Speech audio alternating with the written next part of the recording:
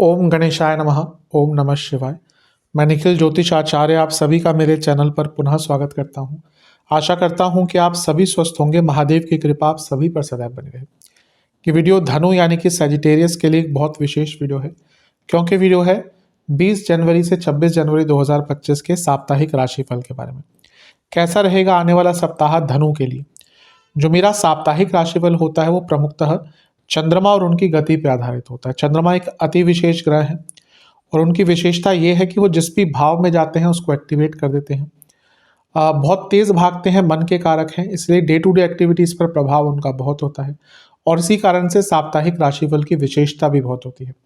किस प्रकार से अपने आने वाले सप्ताह को थोड़ा समझें, प्लान आउट करें, ज्योतिष के माध्यम से थोड़ी गाइडेंस प्राप्त करें। क्या अच्छा हो सकता है, बुरा हो सकता है, संभावित है, इसको जानें। इन सभी चीज़ों के लिए साप्ताहिक राशिफल अति विशेष होता है। यदि आपकी लग्न राशि या चंद्र राशि धनु है, दोनों ही गाइडेंस के लिए इस राशिफल को देख सकते हैं। जहां से आपको ज़्यादा सूट करता है, रिलेट करता है, वहां से इसको ऑब्जर्व कीजिए। व्यक्तिगत तौर पे मेरा मानना है लग्न राशि देखेंगे तो अच्छा है। इनकेस नहीं पता तो चंद्र राशि से भी इसको देख सकते हैं। बस टेक्निकली अलग अलग राशिफल नहीं बन सकता। कोई पूछता है मैं नाम राशि से देख लूँ, कोई बोलता है मैं जोडियक से देख लूँ। बस मेरा कहने का तात्पर्य ये होता है कि अलग अलग राशिफल नहीं बन सकते। जहां से आपको लगता है कि आपको ज़्यादा गाइडेंस प्राप्त होती है वहां से इसको देखिए। मेरा मत भी मैं हमेशा बताता हूँ कि वैदिक ज्योतिष लग्न आधारित है, तो लग्न से देखेंगे तो ज़्यादा अच्छा रहेगा। शुरू करते हैं। चंद्रमा आपके 10वें भाव में रहेंगे, यानी कि कन्या में 20 तारीख को, और 21 तारीख सुबह के 11 बजे तक उनका प्रभाव यहीं पर रहेगा। चंद्रमा का 10वें भाव में आना एक प्रकार से अच्छा ही माना जाता है, क्योंकि वो 8वें घर के स्वामी हैं, इसलिए जॉब चेंज के योग अच्छे हैं। लेकिन जिनका समय थोड़ा सा कष्टकारी चल रहा है उनके लिए कार्य क्षेत्र में गलतियां होने की संभावना बन जाती है। उनका फोकस थोड़ा सा कार्य क्षेत्र में कम रहेगा और गलतियां होने की संभावना, जैसे मैंने कहा ना कि अगर आपका कुछ इस प्रकार का कार्य है जिसमें बहुत फाइनेंशियल ट्रांजैक्शन होती है तो उसमें गलतियां होने की संभावना ज़्यादा रहेगी। इसमें केतु चंद्रमा साथ में ग्रहण दोष होता है। अब मन नहीं लगता कार्य क्षेत्र में, चिंताएं बहुत होती हैं, चीज़ें समझ नहीं आती। तो करियर में इसका मिश्रित प्रभाव रहेगा। जैसे मैंने कहा, जो जॉब चेंज करना चाहते हैं बहुत अच्छा टाइम है, प्रोग्रेस होगी, लेकिन अदरवाइज कार्य क्षेत्र पे थोड़ा सा बुरा प्रभाव पड़ सकता है। अच्छी चीज़ है कि गुरु की दृष्टि है, गुरु खुद अपने आप में गुरु हैं और वो आपके लग्नेश भी हैं, तो बचाएंगे यहाँ पर। इसीलिए अपनी स्किल्स पर, अपनी नॉलेज पर, अपने ऊपर भरोसा रखिएगा, वही आपको इस ग्रहण दोष से निकाल पाएगी चीज़। अदरवाइज ये समय थोड़ा सा मानसिक रूप से कहिए, प्रोफेशनली कहिए, सेंसिटिव है। नवांश कुंडली कह रही है कि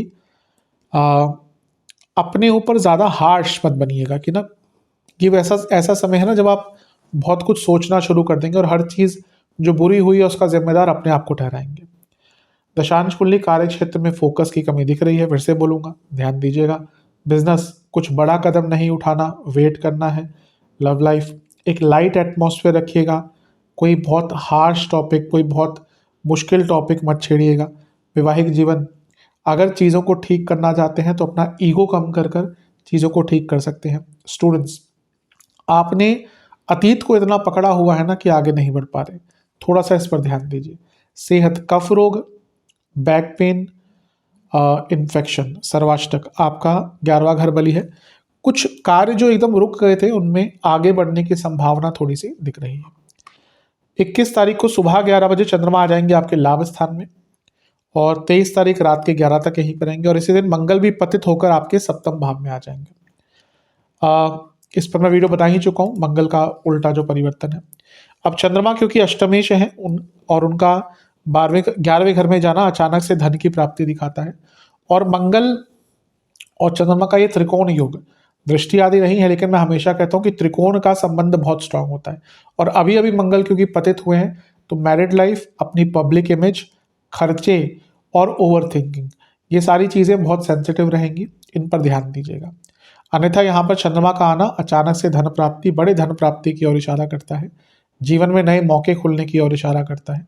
गुरु से क्योंकि 6ठे भाव में चले गए तो शकट योग बन गया, तो जीवन में एक मंदता रहेगी, पोस्टपोन रहेंगी चीज़ें। जो एक गति होती है, जो आप चाहते हैं कि मुझे मेरा काम इस गति पे हो, या यहाँ पे ये हो सकता है कि आपका बहुत बहुत कोई इंपॉर्टेंट काम अटक जाए। लेट्स से कि आपके 10 काम है, उसमें से 8 काम हो जाएंगे, 9 काम हो जाएंगे, लेकिन जो सबसे महत्वपूर्ण काम होगा ना आपका, जो आप इस कालखंड में करना चाहते हैं, वो आपका यहाँ पे अटक सकता है। नवांश कुंडली बता रही है कि अपने आप को री इवेल्युएट करने का, री एनर्जाइज करने का टाइम है। ये वो समय है जब बैठकर आत्मंथन करिए और अपनी प्रायोरिटीज को समझिए। दशांश कुंडली कार्य क्षेत्र में अच्छा समय है, लेकिन पेशेंस। बिजनेस बिजनेस में ना आपको अवेयरनेस बढ़ानी पड़ेगी कि आसपास क्या चल रहा है, क्या बदलाव आ रहे हैं बिजनेस में, बाकी लोग क्या कर रहे हैं, क्योंकि इसकी कमी दिख रही है। जहाँ तक लव लाइफ की बात है, बहुत अनिश्चितता दिख रही है। कुछ ऐसा मत कीजिएगा जो कन्फ्यूजन को बढ़ाए। वैवाहिक जीवन, ओवर थिंकिंग, ज़्यादा सोचना, ज़्यादा सोच विचार करना, ये सब आपको वैवाहिक जीवन में तंग करेंगी चीज़ें। जहाँ तक स्टूडेंट्स की बात है, सपोर्ट की आवश्यकता दिख रही है आपको, मानसिक हो या एकेडमिक हो। अपने से बड़ों से बात कीजिए, उन लोगों से बात कीजिए जो आपको समझते हैं। सेहत की जहाँ तक बात है, आपको लोअर बॉडी में प्रॉब्लम, कफ विकार बढ़ सकते हैं और पेट के रोग तंग करेंगे, एंग्जाइटी तंग करेगी। सर्वाष्टक में आपका पंचम भाव बली है। ये दिखा रहा है कि हफ्ते का मध्य भाग ओवर थिंकिंग अति अति ज़्यादा रहेगी, अति अनावश्यक रहेगी, क्योंकि ऐसी चीज़ों पर सोचेंगे, विचार करेंगे जिनका कोई ज़्यादा लेना देना नहीं है।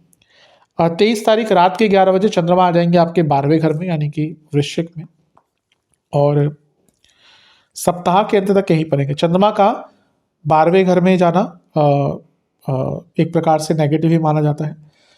अष्टमेश है और 12वें घर में बैठे हैं तो विपरीत राजयोग बनता है। मैं हमेशा कहता हूँ कि चंद्रमा का विपरीत राजयोग कोई बहुत विशेष नहीं होता, फिर भी कोई छोटा मोटा कार्य अगर अटक रहा था 1-1.5 हफ्ते का, वो पूर्ण हो सकता है। लेकिन यहाँ पे चंद्रमा बहुत सेंसिटिव है।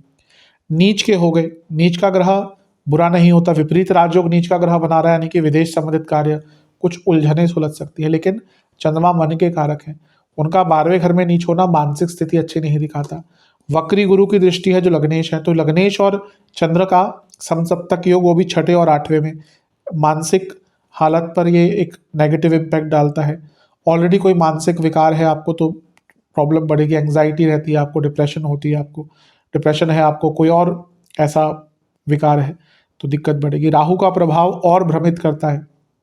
ये है कि विपरीत राजयोग बना रहे हैं तो विदेश से कुछ लाभ मिल सकता है, लेकिन बहुत भ्रमित। और रही सही कसर शनिदेव पूरी कर देंगे, जब वो अपनी दृष्टि डालेंगे तो उदासीनता भी आएगी। तो हफ्ते का अंतिम भाग मानसिक रूप से सबसे कष्टकारी जाएगा, तैयार रहिएगा उसके लिए। नवांश कुंडली बता रही है कि ज़्यादा सत्य बोलना कभी कभी कठिन पड़ता है।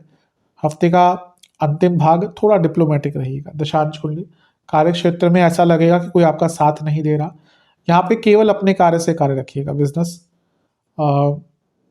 अपने कस्टमर हैंडलिंग पर ध्यान दीजिए, क्योंकि वहाँ पे कमी दिख रही है।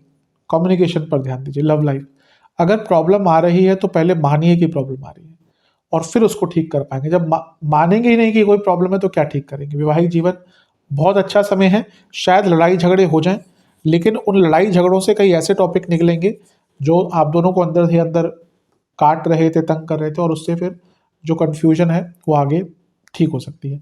स्टूडेंट्स की जहाँ तक बात है, हफ्ते का अंतिम भाग बहुत अच्छा है। कुछ विशेष अगर एग्ज़ाम वगैरह आपके हैं तो अच्छा करेंगे। सेहत की जहाँ तक बात है, रक्त विकार, स्लीप डिसऑर्डर, प्राइवेट पार्ट से जुड़ी प्रॉब्लम, सर्वाष्टक में आपका 10वां घर बली है। ये हफ्ते का अंतिम भाग भी, जॉब चेंज करना अगर आप चाहते हैं तो एक अच्छा योग आपका बन रहा है। उपाय के स्वरूप में आपको ओम महेश्वराय नमः मंत्र का 21 बार जाप करके महादेव को फलों का भोग लगाना है। आशा करता हूँ कि वीडियो काम आएगी। चैनल पर नए हैं, सब्सक्राइब कीजिए, वीडियो को लाइक कीजिए। मिलता हूँ अगली वीडियो में, तब तक के लिए ओम नमः शिवाय।